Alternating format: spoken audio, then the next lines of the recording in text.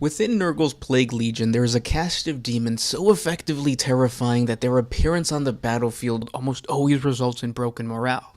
They are the aerial cavalry of the Plague God known as the Plague Drones. And to fully wrap your mind around how shockingly hideous these creatures are, let's realize that in Nurgle's collection of demons, these stomach-churning monsters stand out from the rest of the grotesque abominations because they truly are the pinnacle of disgust.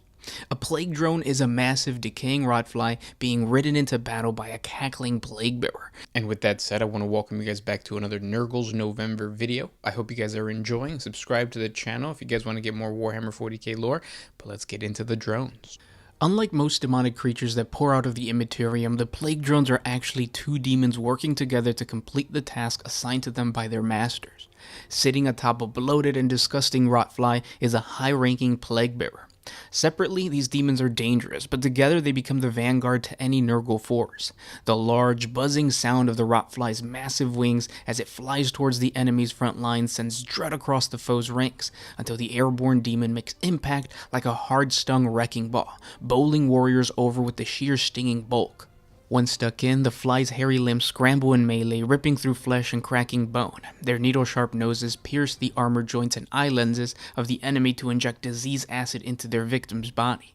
Revolting mouth parts gape and suck as they envelop the head of screaming warriors, slurping them down like sweet meats. Meanwhile, the demonic rider hacks at the victims with their plague sword and hurls infernal death heads into the foe's ranks to engulf them in billowing clouds of plague spores and sickness. Thanks to their ability to fly through the battlefield at great speeds, they are the masters of outmaneuvering the enemy's firepower. Entire squadrons of tanks are dedicated to taking these demons out of the sky. Drawing this much firepower and being able to survive the onslaught creates opportunity for the rest of the Plague Legion. A smart Death Guard lord will go out of his way to offer up a rich sacrifice in the hopes of conjuring up as many plague drones as possible. The corrupted sons of Mortarion have learned that these demons serve a very valuable strategic role in their warbands. As most plague companies suffer from slow-moving and static units, the speed and maneuverability of the plague drones often makes the difference between victory and defeat. Intercepting and destroying enemy flanking forces or scouts, launching swift strikes against vulnerable foes, intercepting airborne threats, or rushing to reinforce weaknesses in the Death Guard lines. Plague drones make for versatile and powerful allies. The only fear a Death Guard champion has is that the plague drones that are summoned act according to their battle plans rather than following their own whimsy and slaughtering wherever they please.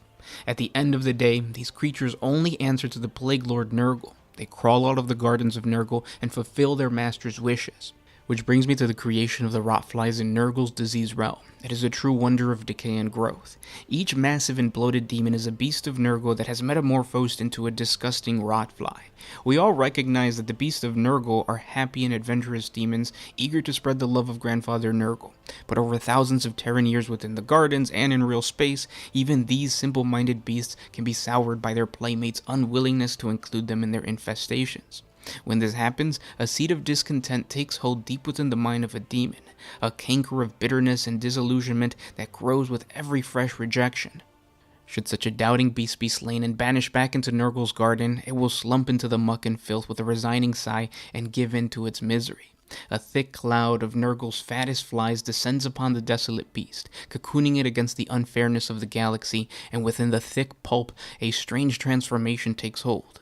A bloated rotfly rips its way free, fully formed and driven by all the hate and cruelty that soured the beast of Nurgle's simple heart. And plague-bearers prize such deeds highly, for in the haste to punish the mortals that once burned them, rotflies speed into battle at a great pace. Now, the process in which a plague-bearer tames such an angry demon is dangerous not only to the rider, but its surrounding area, as the fly thrashes all across Nurgle's realm. This is also why only the most veteran plague-bearers have any chance of flying on top of one of these beasts.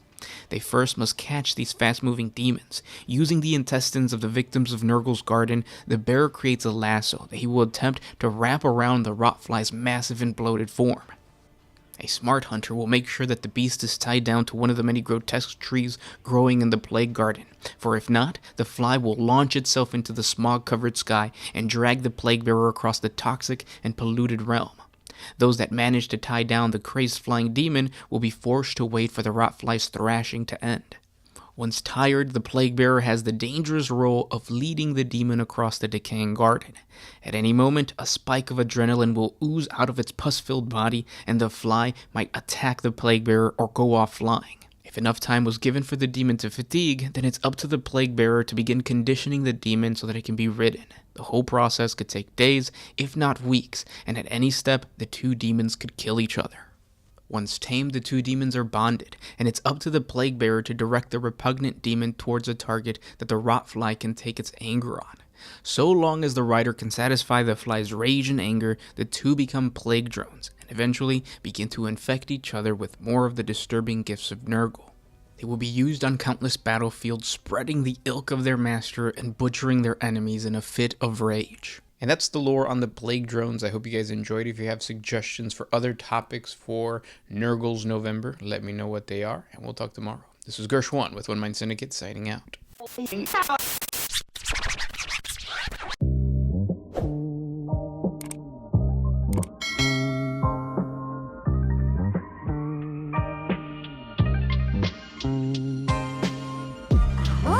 used to put my freedom first in any situation.